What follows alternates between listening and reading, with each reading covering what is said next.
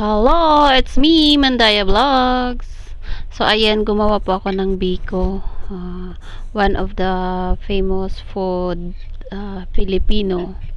So, ayan po yung plain. Yun po ay nagpakulo na po ako ng serum, coconut milk. So, ayan po, ilalagay na natin yung malagkit.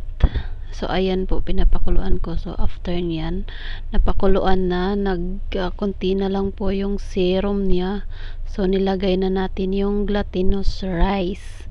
So, ayan po ay tawag malagkit sa amin. So, ayan.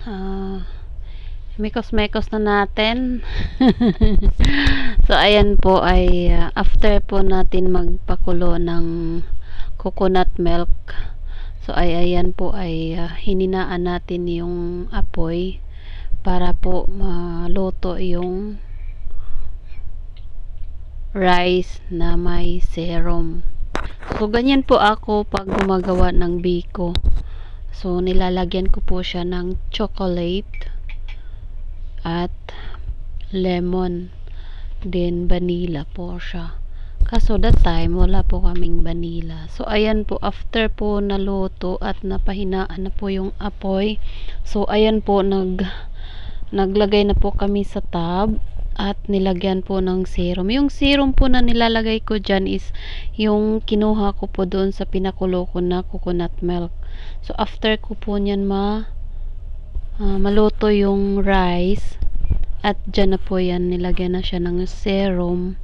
So, 3 lang po yung nagawa niyan. So, super yummy. So, naging paborito na rin po yan ni Bibe. Diba?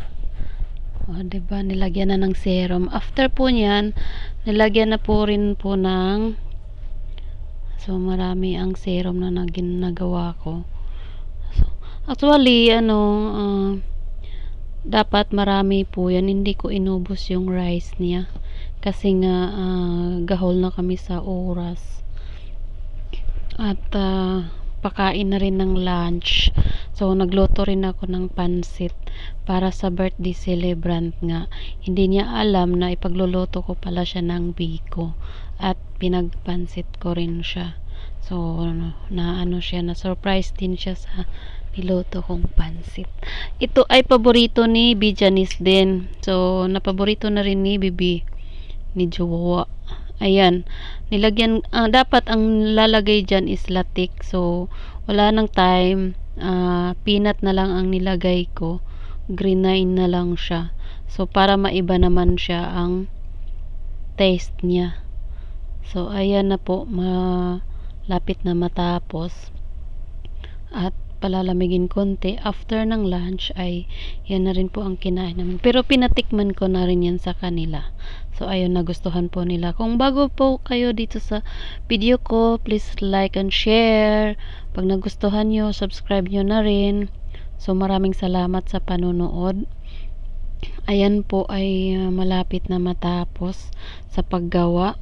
So, ayan. Ayan po ang food namin, isda na may coconut milk din. So, ayan po yung rice, red rice. Ayan po yung isda na pinirito. Ayan po yung pansit na ginawa ko. So, hindi ko na pinakita po yung pansit paano ko niloto. Palagi na lang po ako nagluluto ng pansit at ginagawa kong video. So, ayan po yung food namin sa lunch. Ito po yung birthday celebration ni Bibi Janice. So, ayan po. O, diba? Kainan naman.